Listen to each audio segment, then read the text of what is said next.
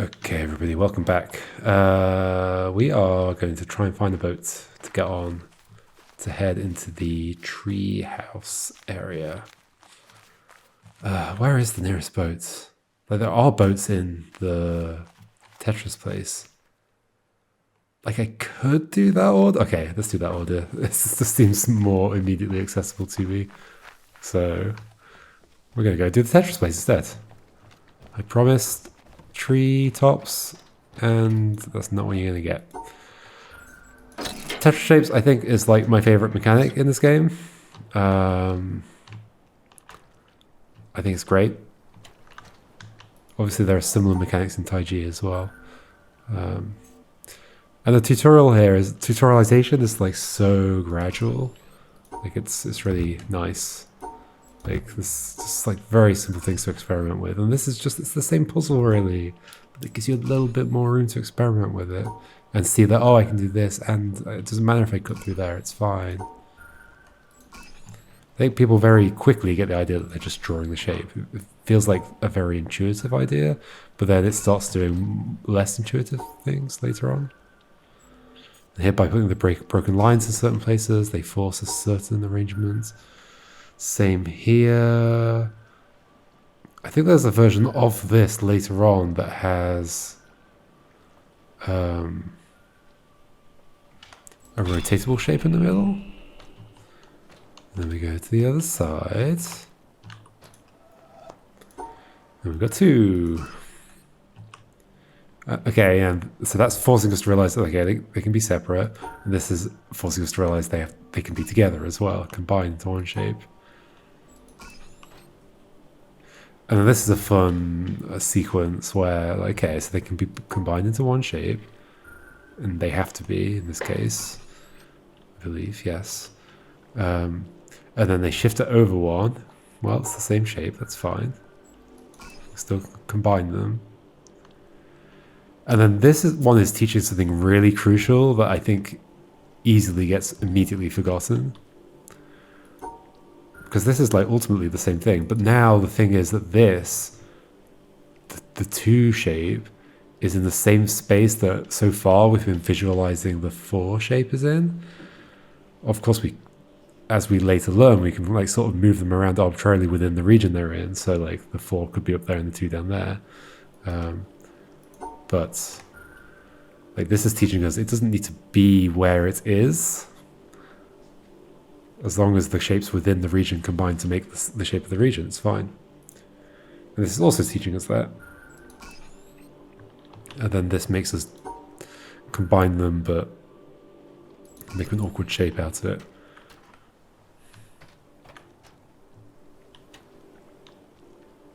Try and remember what the whole thing is. Like, there's little cages here where they dunk stuff into the water. Oh, it's the paints, isn't it? The paints for the greenhouse area. Like, I think in-game lore is that they get the dye from here, from these plants that are in this swamp.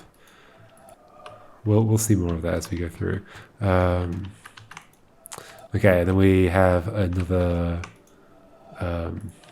like environmental affecting puzzle, like a machinery puzzle where the solution affects the bridge that I'm on.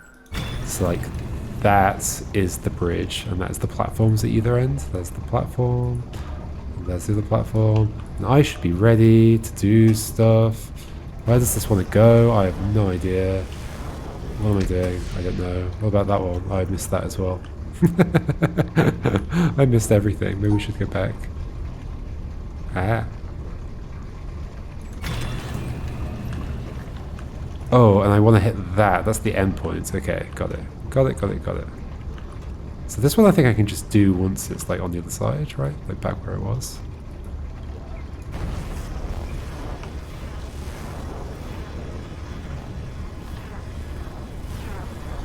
Ah, I see. It had to be going that way though, because the circle wasn't visible.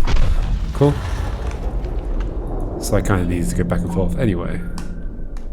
So no time wasted. Okay, and then you. Let's not stand over the endpoint. Okay, I see you. There we go.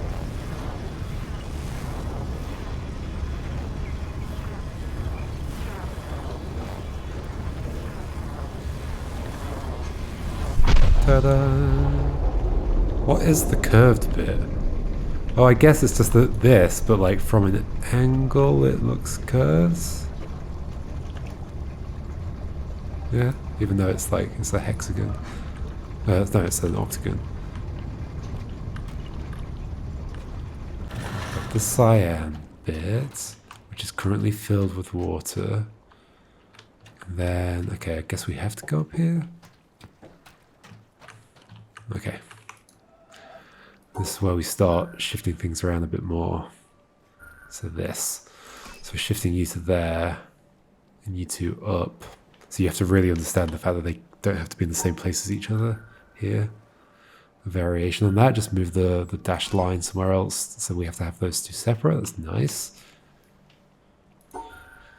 This is one where we have to connect them because there's a square in the middle. Like, we can't just draw around that, so we have to connect it to something.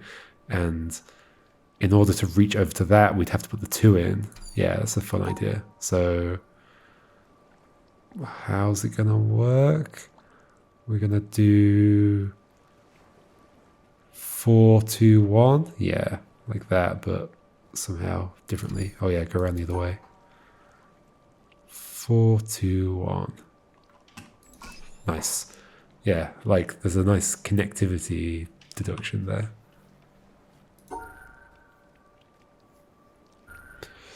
Oh, and I think I remember how this goes. Or maybe not. Like, can I just kind of do these quite separately? Like, could I have done that bottom bit without... No, this also has a connectivity issue, right? Where this is going to be those 3. This is going to be those 3. That's going to be that. Okay, that's it. Cool. So yeah, you just have to form a region that covers them all. Is there a way of solving that without doing that? I could believe it, but maybe not. Maybe not. Okay, let's do these as well, even though they're optional. So, fun fact. Let's do this. Sure thing. According to Wikipedia, the Great Barrier Reef is the world's biggest single structure made by living organisms. It is so big, it can be seen from outer space. Did you hear that? My phone just thought I asked it about the Great Barrier Reef. Oh no, it thought I asked it for fun facts. They give me a fact about the Great Barrier Reef. Okay, thank you, phone. I'm not sure if that came up in like through the microphone or not, but whatever.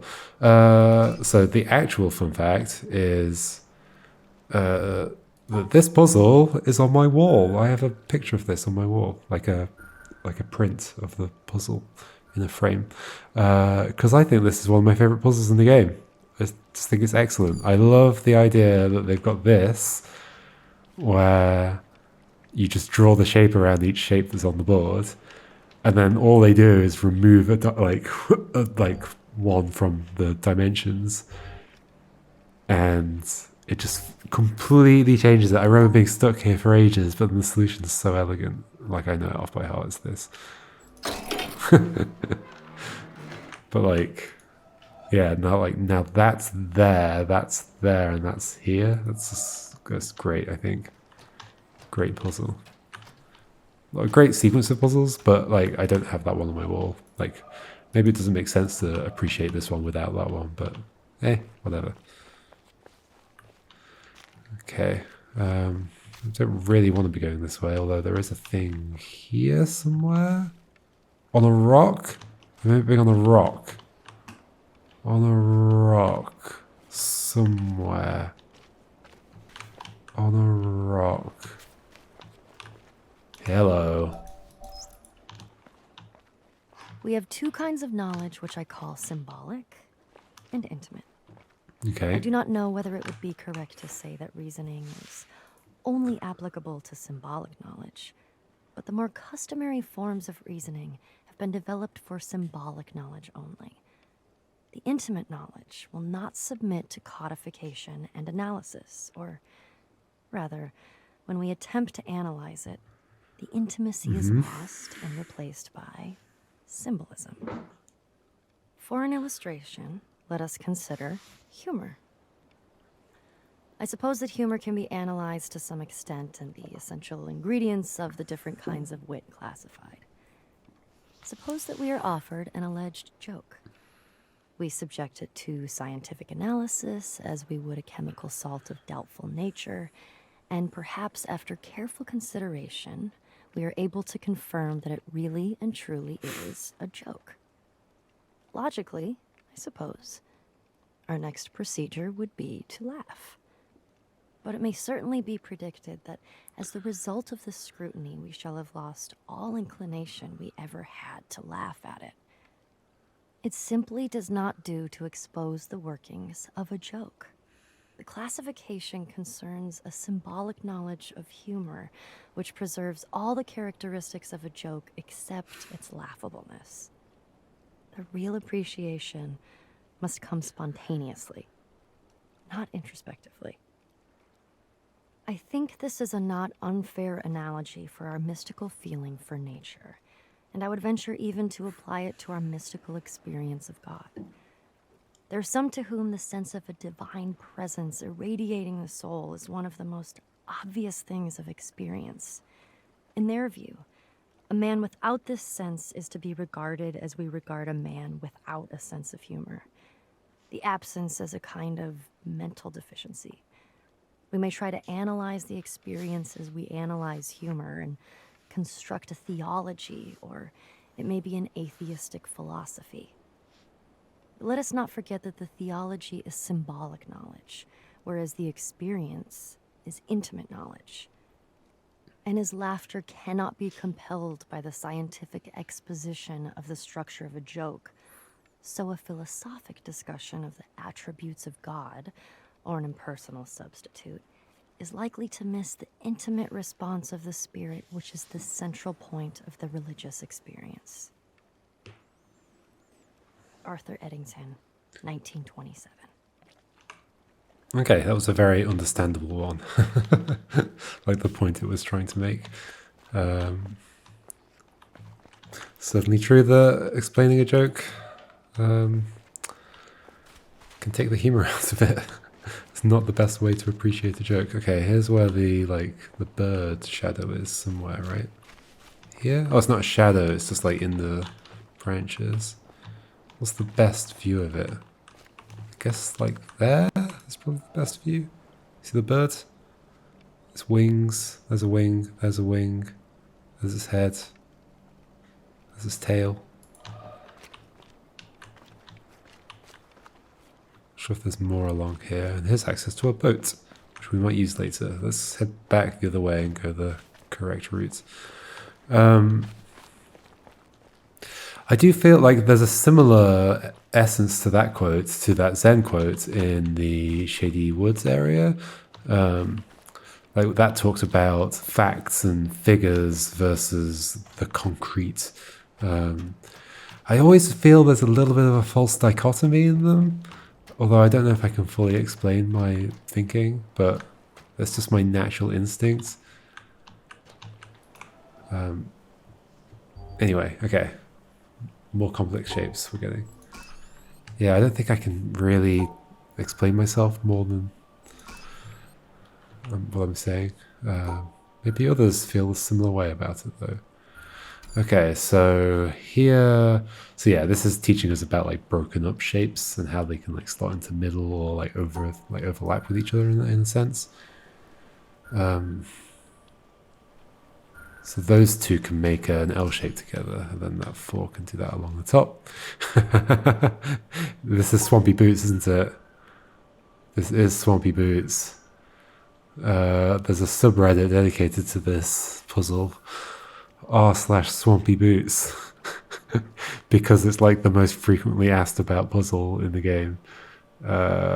So that goes there, that goes there. Like this, I think is correct. Yay. I don't need to go to r/Swampy Boots.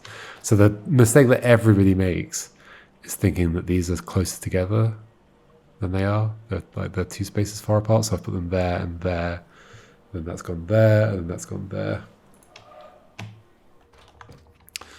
There we go, we got past the swampy boots. Okay, that's a good way of teaching rotation. It very much looks like it's horizontal, but it's like slightly tilted, so it can go like that. So it's interesting, somebody mentioned in my comments on the Taiji videos that like something that like the Taiji mechanics end up kind of making this mechanic out of other mechanics, which is an interesting way of looking at it, because it has like a shapes mechanic and it also has like a well, no, it has a like the lines mechanic in that is a kind of like matching regions. It doesn't quite line up, but yeah, I guess the idea of like a slanted shape versus a non-slanted shape does appear in that for sure.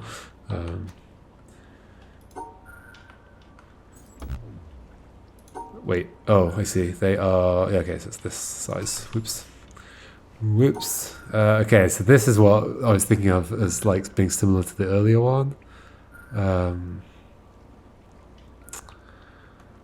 Like this is similar to one of the tutorial puzzles, but now it's a rotatable one, and I think they've put more broken edges in it, which is cool. Cool, cool, cool. Okay, now I got you. Which way do we want to go? Should we go to blue and purple? I remember when I first saw this, I thought that like the shapes had to be separate from each other because this is the first time we've got different color shapes on the same thing, but these are just the tetris shapes. I think that is slightly confusing. Like they could have done with maybe an example earlier one that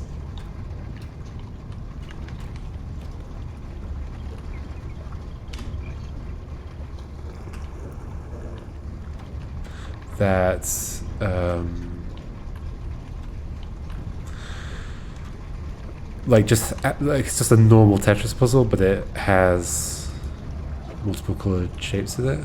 Where's the sun? I guess you're going down there. Sure, right. Maybe I need to rotate the other way or something to do what I want to do here.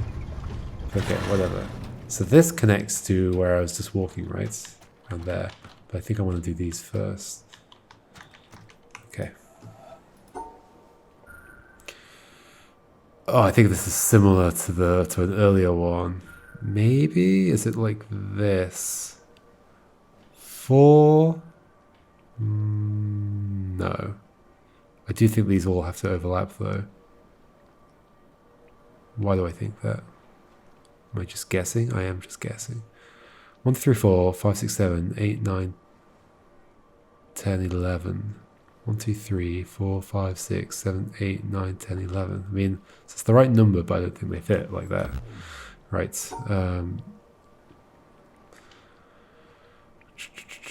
So instead, let's put that there. Nope.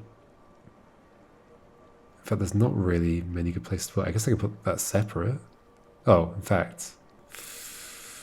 No, it doesn't really make anything better. So that's rotatable, so there's a 4, and then that. Oh, so I can do this? Okay, cool. Cool, cool, cool. You need to be paired with somebody, because I can't draw that otherwise. It's interesting. So, if I were to pair you with you, you could be like this, right? I think that actually works. Yes? No? Oh, I did the wrong size. Wrong size. 4. What? Cool. So those two combined are a 4x2. Can I do something like that? 4x2. I mean, also, could I just like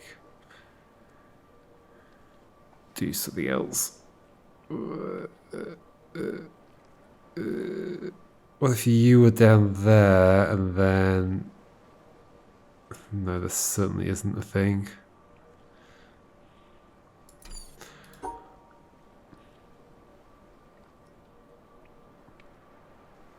Oh, but I could do...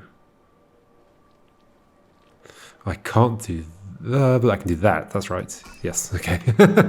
Here's the 6 and then here's the 4x2. Okay. So those two combine into a 2x3, I guess. Then also add this in and that somewhere. So could I do something like... So if we put that shape in, could I think about where the 2x3 will go? I mean, I don't know lots of ways this could work. Oh, but it also has to hit that. Right, I think I can see an answer, although can I actually hit everything? But I'm thinking this effectively. But I wouldn't be able to get to the exit, would I? But maybe I can rotate that. Because, yeah, that shape I can rotate to any orientation. And it would hit all the shapes. But is there a version of that that would work? I think there is. I've kind of forgotten what it was. Like this? Oh no, because then there's just a different corner I haven't done.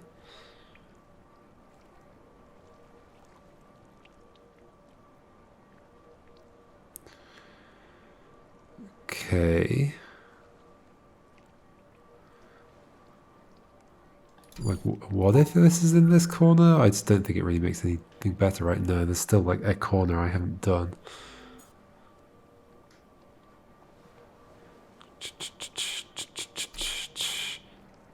Do things end up being separated?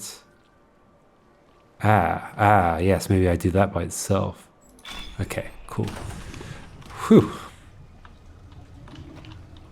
So that drains the blue one? Okay, that drains the blue one.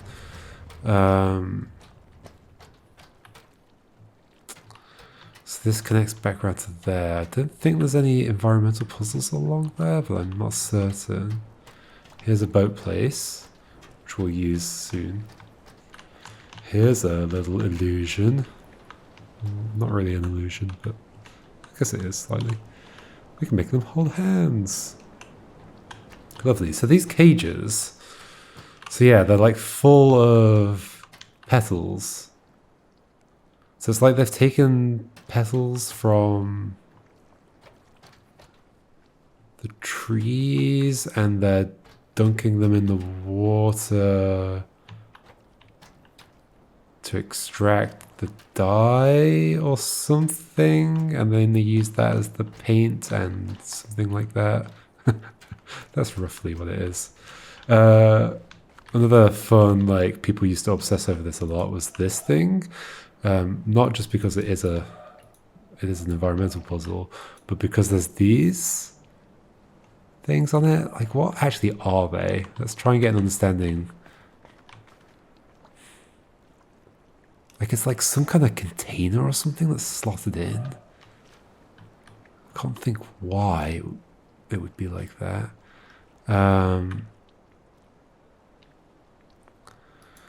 Yeah, I don't know exactly, but like I think people were trying to interpret this as binary as well. It's just a thing people do in games where they think there's like mysteries. It's like interpret everything as binary. And then the inevitable thing is people like immediately go, okay, so I'm going to interpret that as like ASCII and it's going to like say something. But I always find that like personally, if I see a puzzle in the game where it's like there's some binary and then I'm supposed to interpret it as ASCII, and that's just assume that's what I'm supposed to do, there's part of me that feels like that's just a terrible puzzle because there's no... The assumption that you're supposed to interpret some binary as ASCII is... It just makes the puzzle feel incomplete because like there are infinite ways of interpreting a binary value. why ASCII? Just because like that's a common way of encoding text. That feels to me like, I feel like if you want to have a puzzle in your game that is interpreting things as ASCII, you should have an ASCII decoding table in your game. Like otherwise the puzzle's incomplete. It just doesn't feel elegant to me as a kind of puzzle. Which is also why I totally don't think it's the kind of thing that would appear in this game. I kind of feel like Jonathan Blow would feel similarly about like, oh, you have to just arbitrarily interpret this with this particular encoding. There are many text encodings. There are also other ways that you can interpret binary values that are not text. Like I think a well-designed puzzle game always gives you a reason why something is a clue to something else. There's no, like a good puzzle game doesn't leave secrets that are just inherently just purely hidden, and you've just got to, like, even in this game, like some of the biggest secrets, there's always something pointing towards them. There's something to catch your eye and like lead you towards like thinking about it a certain way. Anyway, I don't know what I'm saying. Stuff. I know there's things here. Let's finish the area first, I think. And then we might end up doing that next time because it's getting late. It's getting late. Let's just do the area itself because it's a fairly big area as well. Okay, so now that we're underwater, we're gonna learn about negative space. Okay, so here we can see more cages as well. And I think the little movable platform we took to get into the place was also itself a cage. So subtract 2 from 4. Nice tutorialization. I do think this is one of the things that like The Witness does a little bit better than Taiji, is that the tutorialization is way more gradual, and I think that's important. I think it's easy to overlook that when coming back to it, but and here this is like similar to an earlier idea that was in like the first set of tutorials. Like we're actually subtracting from, well, no, I guess it's already been explored. We're subtracting from a different space, and I guess you've got to also learn that you can't subtract where the subtraction is, because the subtraction needs to be in the region that's subtracting from. But there are many ways to do that one. This one, I want to do something like this, right? It's nice. I like it. I like it. Does that train a different one? Is that how that works? Okay, let's rotate around some more, I guess. Oh.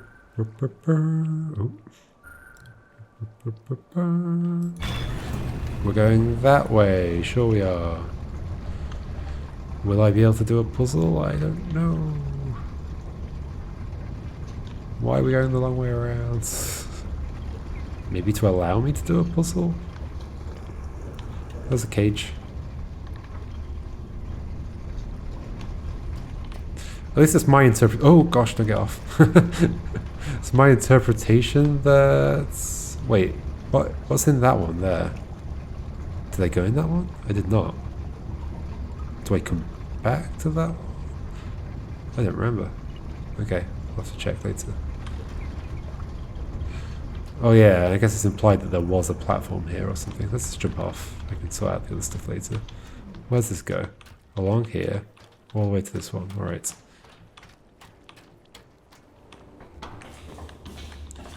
Okay, this is a thing. So I have to move the thing. So if I move you, because this is the same puzzle as above, so it moves the platform away. Because the blue water, there's more blue water between me and the red thing, it kind of changes colour. It's nice. So yeah, like we're getting much more clear about the fact we are extracting some kind of dye, right? Don't know exactly how this works, but look, we've got the little containers full of glowing. Oh, in fact, maybe it's also the stuff that's in the cables because it's glowing as well, right? Maybe it's not just the paints in the thing. It definitely has a glow to it. Maybe it's both? Or maybe it's just one or the other, I'm not sure. Okay, so this is cute. Like, it allows... These two wouldn't be able to fit in here if they didn't have the subtraction, but they can fit in there because of the subtraction. Similar here, I guess, but we have to hit both of those.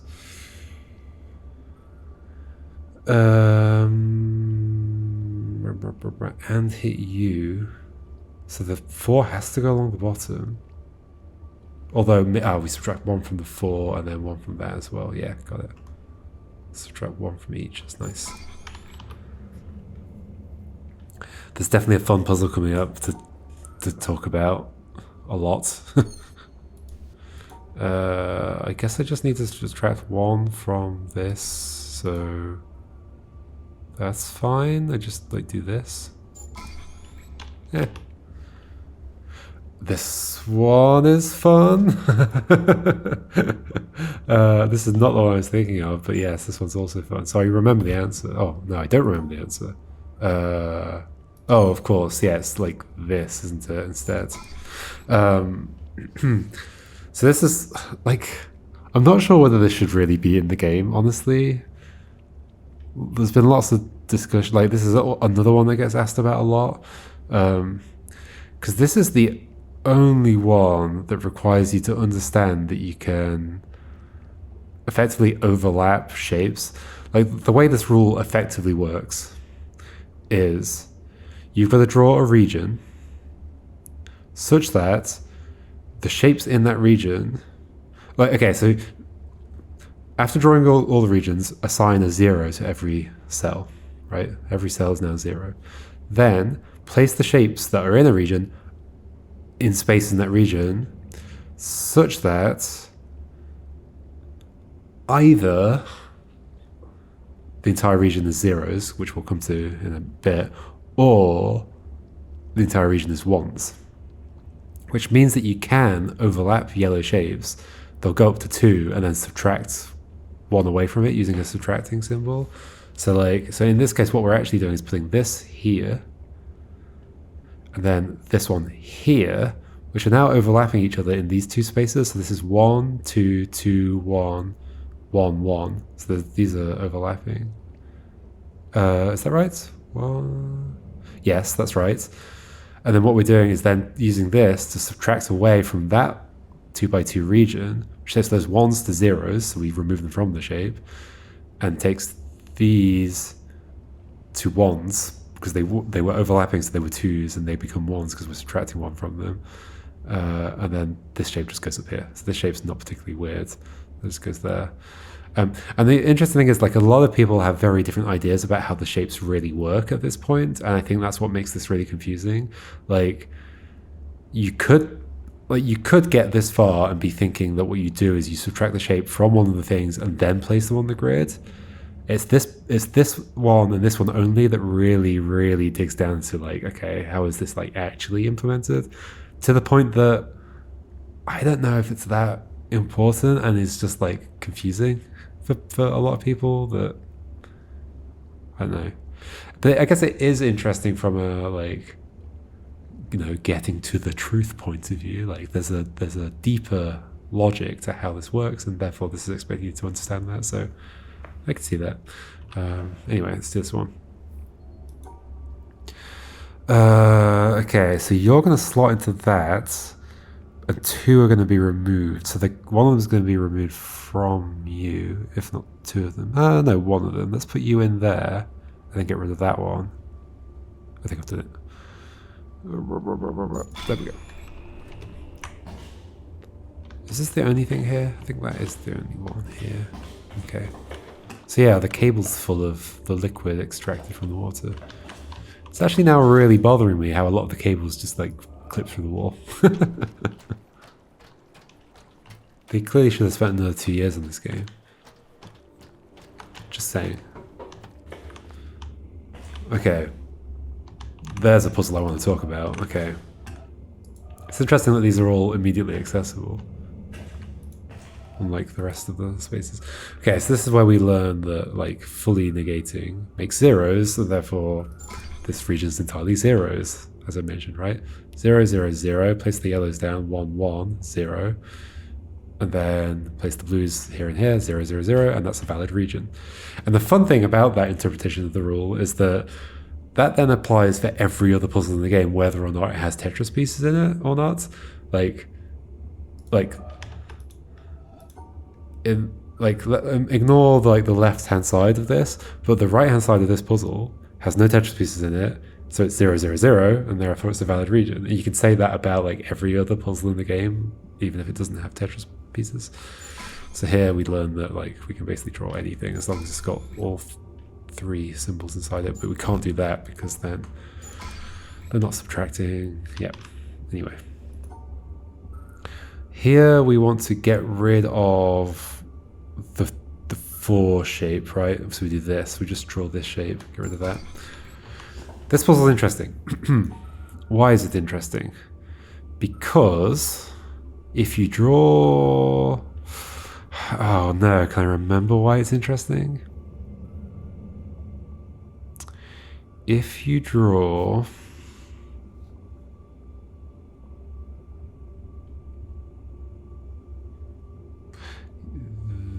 this,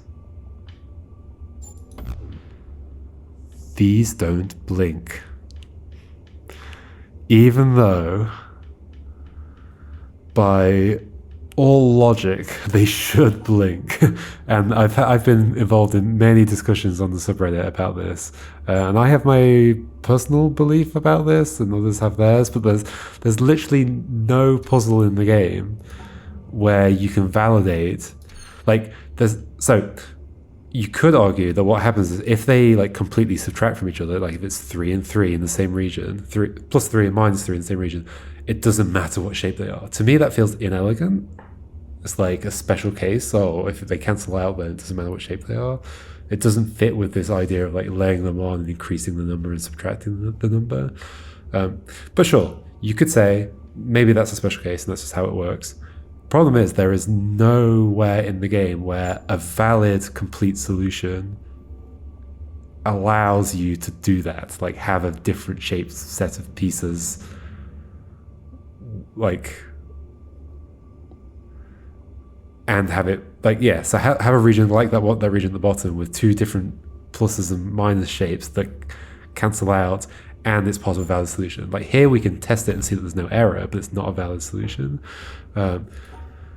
So I'm actually kind of curious, so when I do eventually get around to playing with a randomizer, like can that have puzzles in it that have that situation in them, and how does it deal with them?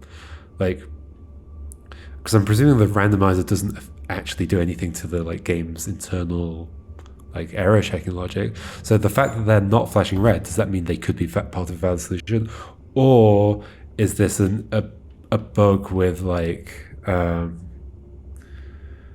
technically this wouldn't be accepted, but there's a bug with like whether they flash red or not, or there's some kind of short circuiting where these decide to flash red and therefore it never gets to choosing that those flash red, or something like that.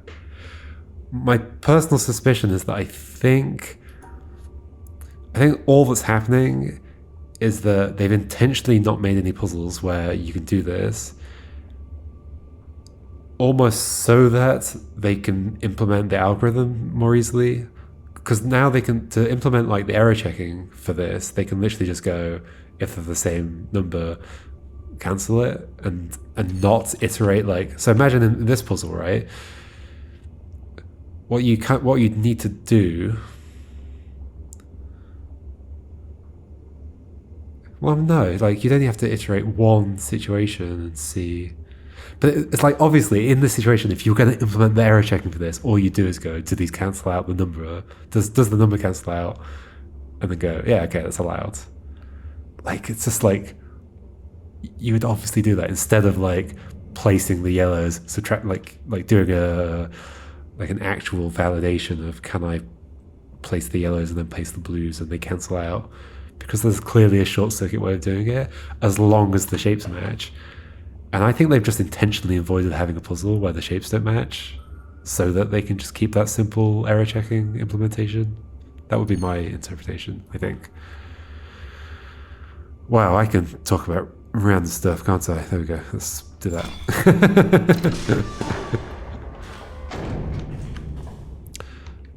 So this is the ending of this area. What's in that other basementy bit? If only I didn't have to take this platform. Let's go to this. Ooh, how do I do this? Let's maybe start here. Yeah. Okay. I'll go to this orientation just to see if I can see any environmental puzzles along the way. I think I might with this. Yeah, here we go. I bet I'm going to be in the way though, aren't I? Am I going to be in the way? I'm going to be in the way, aren't I? Let me solve it. Let me solve it. Where does it end? Where does it end? Does it want to go that way or something? Oh no! Oh no! Okay, I've messed up. I've messed up. Oh no, it's just not at the end. I could have just waited a second longer. What's down here? Okay, more of these. Oh, I remember this puzzle. This is just to like get the right angle. Puzzle. Ooh. I think. Wait, does that move? Is that a movable thing? Or is it literally just like stand in the right place? That's one of them.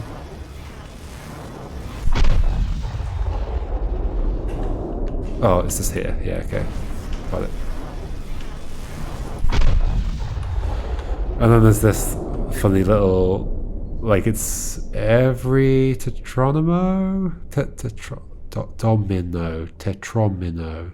I always say it wrong. It's tetromino. Okay. And it's like kind of and basically if you just like let them all fall where they are, like a Tetris, like a game of Tetris, you get the right answer, which I think is like this. Yep. Clearly an acknowledgement that these are Tetris-like. What do I mean by like just place them where they land? So like imagine that's there. Imagine that just goes there on top of it. That goes there. That would go there. Oh, actually, they don't all fit like that. Oh no, that would go there. That would go there. That's it. But they pretty much just like go where they are. Just like drop them down a little bit on top of each other. Okay. Plenty of other stuff to do around here, but I'm just gonna end the zone. I want to do that one, so this. Can't believe I missed that environmental. Just had to just not do anything and I would have been fine, probably. Are we going the long way? Oh, we are going the long way round. So one thing that actually slightly bothers me in this game is that I just noticed these like hatches. Curious. So if you do jump off this platform, like while it's going, and then walk back to the end of the thing, the elevator just, not elevator, the platform starts rotating to come and meet you, because like otherwise you would be stuck.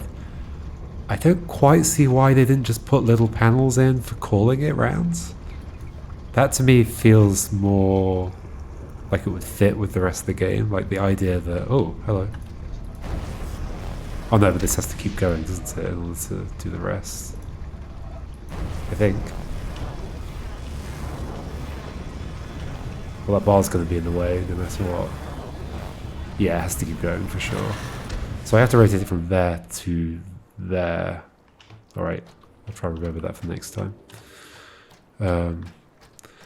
Like, one of the things I like about the game is that there's like basically only one way of interacting with stuff. Everything's like a panel that you draw a little line on. Yeah, for some reason there's these magical zones where if you stand there, something comes towards you. It just feels like they noticed that late in development and just like okay, let's just make it come back towards you instead of adding a panel. But it feels like it could have been more elegant if they put a panel in. I remember the solution to this entirely. It's a cool bit. I just can do this like automatically.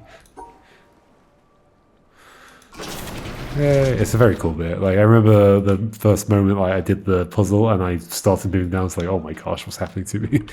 I think a lot of people get stuck here because they don't realize there's two versions, like two copies of the panel. I've definitely seen that in playthroughs. Well, that's the other thing here. Like I've played this myself. I've also got other people to play it and talk to them about it while they've been playing it. Look, there's Tetris symbols on the thing. But I've also watched other people's playthroughs, like, and plenty of them, so that's why I remember a lot about this game.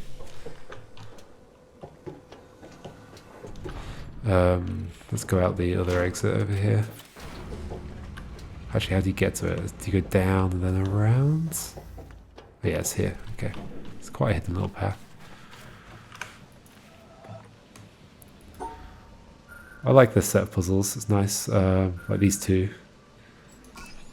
It's just like one where it's the actual Tetris shape, and then one where it's the inversion, and it's like not the same solution. I guess like that. The other fun thing is that the line on the left is yellow, matching those, and the line on the right is blue, matching those. I think like the colours of the panels also match how it was for the different sets of puzzles in there. We're in this zone. Hee hee hee hee hee. Sneak peek of things to come. I don't think I ever found this, and so when I actually came through here from the other side, I came out here, I was like, wait, what? But like that is a very hidden little space there. Okay, next time we'll actually come back through here and do some of the environmental puzzles. Then we'll take the boat over and do the trees area. Yes, okay. See you next time for that stuff. Goodbye.